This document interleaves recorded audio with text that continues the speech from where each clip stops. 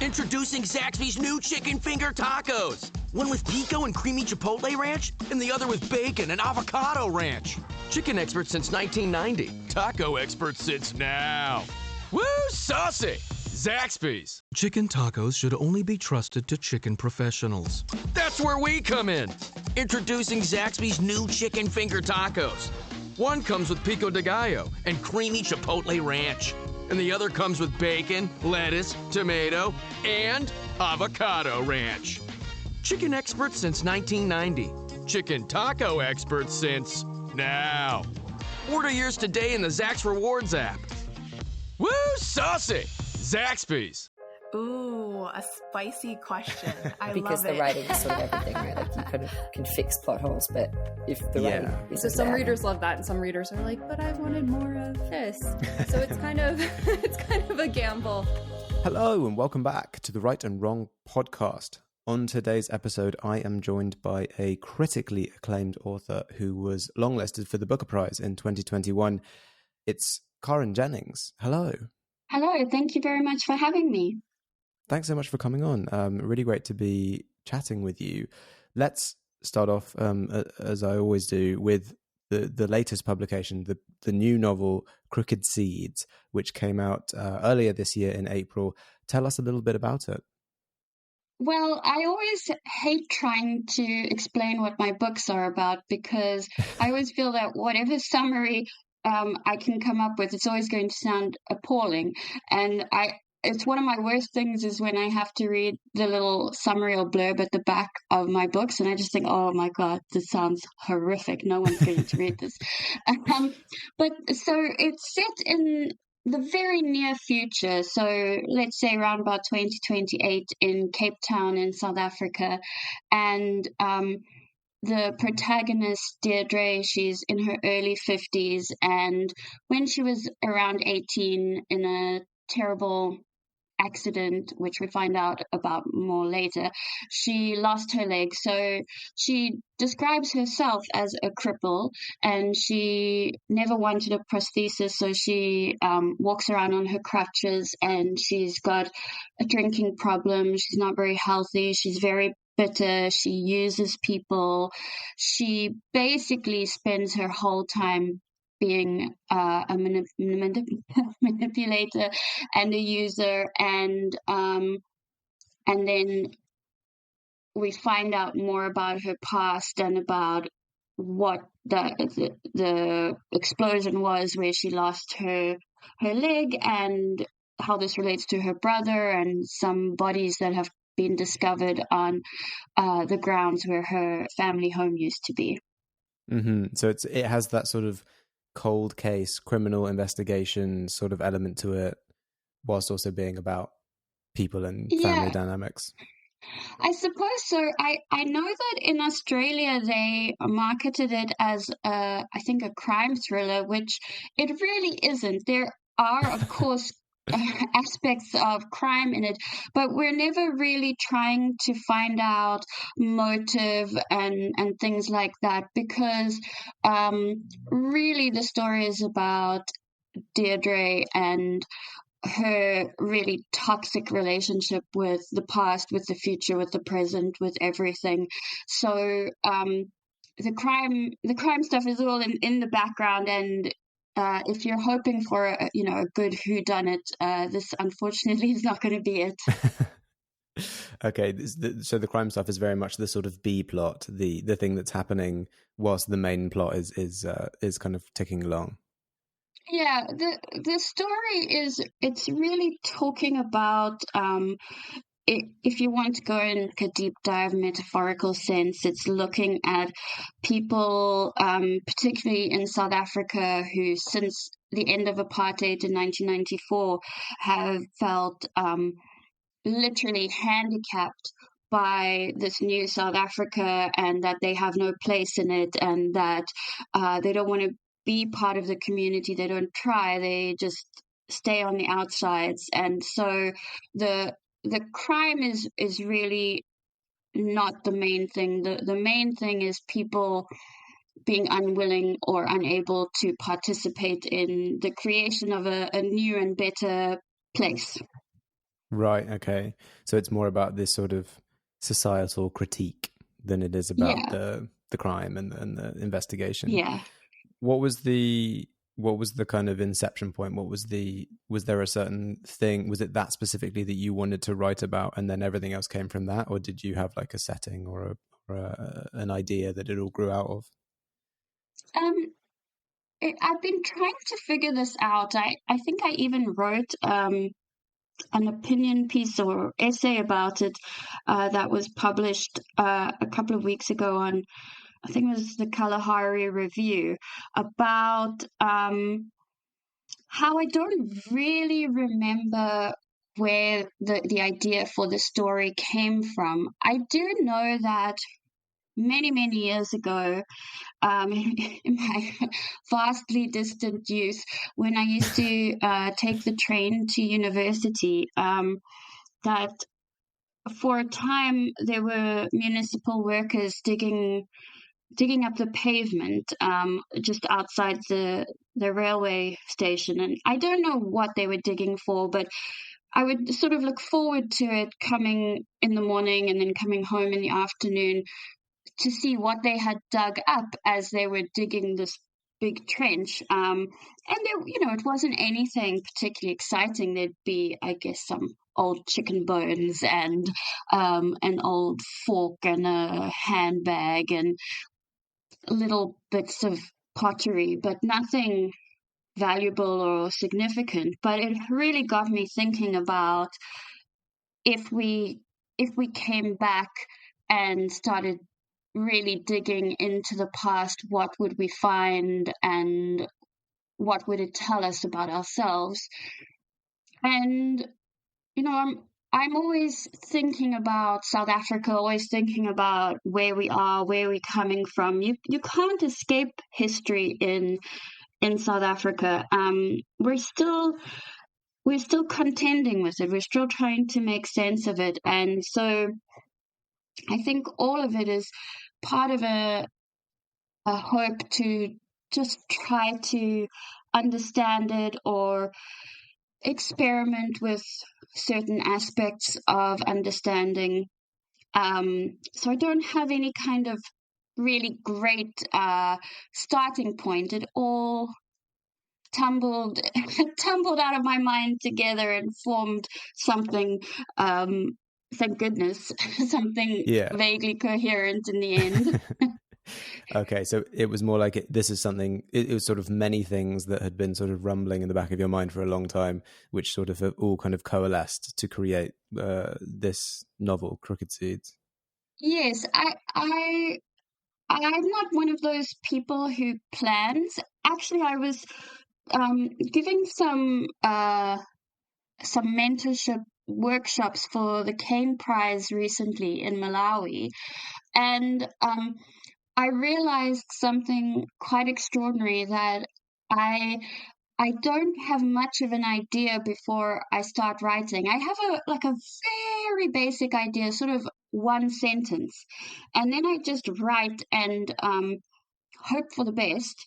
And then I'll normally do one very rough first draft and then another very rough second draft, and only then do I actually look at the manuscript and say, okay, what's happening here? Who's doing what? Who's here? And then I'll not exactly plan, but I'll see what what do I need to be doing in order to get this to a complete manuscript eventually. Okay, so not someone that plots or plans out these things in advance. You are the kind of writer that just opens up the page and starts writing and you kind of see where your mind and the words take you. I'd like to say that I'm much more organized than that, but it actually came as a surprise to me when I realized that I'm not, because you'd think I would know that about myself, but no, I only discovered it purely by chance that I'm a mess. And it came as a huge shock, I imagine.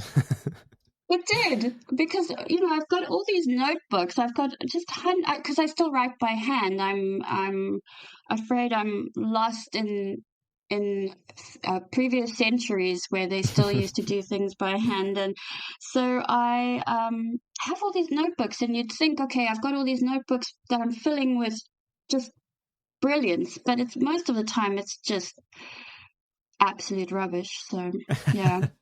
Well, that people do talk about a process sort of adjacent to what you're describing, where a lot of the purpose of writing out notes and that kind of brainstorming in a way is to essentially dump the ideas that they don't want onto a page so that they kind of have closure on that, and then the good ideas go into the actual kind of manuscript or the work or whatever it is.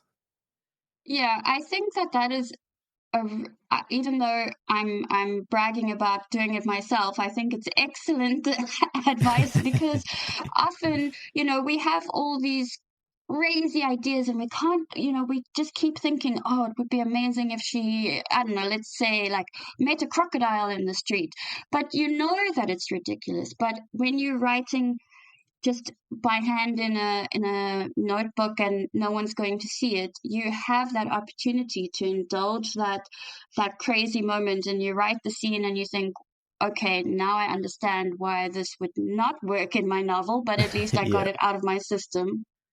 Yeah, that makes sense. Whilst the sort of prose is not planned, do you do a lot of research ahead of the writing? I do a huge amount of research, and that is another reason why I also believe in that dumping of everything that's in your mind in scribbles on the page, because I think a lot of the time people who do research, they want to put it all in. And what you end up with then is like a Wikipedia article. And so if of course, you've put in the work, you found out all this information, you want to share it, you want to show off, but you don't need everything in there. Or if you have it, it can be subtly inserted in ways that it doesn't stand in the foreground and take over the story or the character. So that's what I've recently finished writing a manuscript set in the 19th century. So for that, I also had to do a huge amount of research. And for that, then you put in everything that you know, and then you come back and draft after draft, you whittle it down so that you have a real sense of it being in this particular time and place, but you don't feel like you're reading a textbook telling you about it. Introducing Zaxby's new chicken finger tacos. One with pico and creamy chipotle ranch, and the other with bacon and avocado ranch. Chicken expert since 1990. Taco expert since now. Woo, saucy! Zaxby's. Yeah, exactly. It's the iceberg metaphor, right? Where the iceberg is giant, but you only see the sort of top 10% of it. Yes. Yeah. And the rest of it kind of goes unnoticed, and just when in the context of like writing a novel, it's all there. The foundations are there, but you don't need to necessarily read every single detail. Yes. And sometimes the truth can be so fantastic that it's unbelievable. So even if you were to put it in, people would think, oh, this is ridiculous. Why did they make up this nonsense? Yeah. Stranger than fiction. Yeah. You mentioned university. I wanted to just hop quickly back. You have a master's degree in both English literature and creative writing. So am I right in thinking that being an author is something that you've wanted to do from a young age? Yes. It's interesting. I was thinking about this the other day, how it's something I've always known about myself, that I wanted to be an author and that I would be an author. There was no doubt in my mind that I would be an author. So much so that I didn't actually do anything about it. I did write a bit as a child and a teenager, but never with any kind of serious focus. And I do remember that I had this idea that what happens is that you get struck by an idea and then you sit down and you just write it out and it comes out word perfectly, and that's it's done. I guess maybe I got that from montage scenes in films where that's how Yes. it happens. And Uh-huh. when that didn't happen, I suddenly realized, oh wait, I actually have to work at this. I have to sit down and and this was the thing I had to get my mind around, and I'm ashamed to say it was in my 20s only that I really figured this out, that you're not a failure for working at writing. You're not a failure for practicing. You're not a failure for sitting down doing just a fun exercise like word association or something. All of this is adding up to something. Yeah, it was another one of those moments where I was quite surprised that I had this real sense of I will be an author, but just waiting for it to happen and not doing anything about it at all. Yeah, I think a lot of people fall into that. There's a lot of people who are sort of spend far too long conceptualizing a book and thinking, oh yeah, one day I'm going to write this great novel and it's going to be amazing. When the reality of it is, I think for most people, is that you just have to start doing it. You have to sort of get in the weeds and in the mud with it and start, because it won't be perfect the first time you write it, and it'll need redraft, and you'll No. need to look back at it and hone it. And Yeah, I've just finished a very rough first draft of another manuscript, and I have to keep reminding myself that when I go back to look at it again, I know it's going to be awful, but at least it's something. It's a yeah, start. It's a foot in the door. yeah, indeed, because you the saying is you can't edit a blank page, right? So you've got to Exactly, get to yes. the editing phase so that you can really. Most books are sort of written in the edits, so you've got to get to the point where Yeah, you can do that. yeah. And Crooked Seeds, this is your. Am I right in thinking this is the fourth novel that you have published? Oh gosh. I think so. Yeah, there's also um like a autobiographical novel memoir somewhere in there. So I don't know what that counts as. And you've also published some collected poems and short stories as well. Yes. You kind of, like you said, you kind of always knew you wanted to be an author. When you first started writing and submitting your work to agents and editors and publishers, how long how long was that journey for you before you did find a home for your debut novel, which was in 2012, I think? Yes. So that was, gosh, 2012. It was a long time ago. Yes, it is a very long time ago. I probably sent that manuscript out to easily between 20 and 40 publishers. Hmm. And I didn't get any interest from anybody. I first tried in South Africa because I am a South African author, and the novel is set in South Africa, and but no one wanted it. And then I found a very small independent publisher in the UK who was willing to publish. Um, and I, for a number of reasons, ended up staying with them for several books. Also, just the fact of the difficulty of getting a publisher, getting anyone interested, especially as a writer from Africa, and there are specific ideas about, I mean, in the West, about what Africa should look like and what an African novel should entail. So yeah, it was difficult, and then that publishing house didn't want my novel an island. So then I had to find a new publisher. And again, it was a small UK publisher.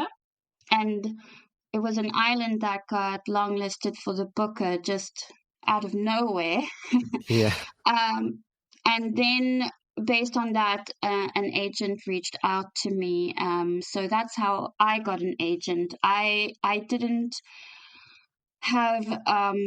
I know that other people have had huge struggles trying to get agents. It's very difficult, and agents also, they only make money if you make money, so they have to decide whether it's not necessarily a matter of quality, it's a matter of whether that book is suitable to the people and the publishers that they know.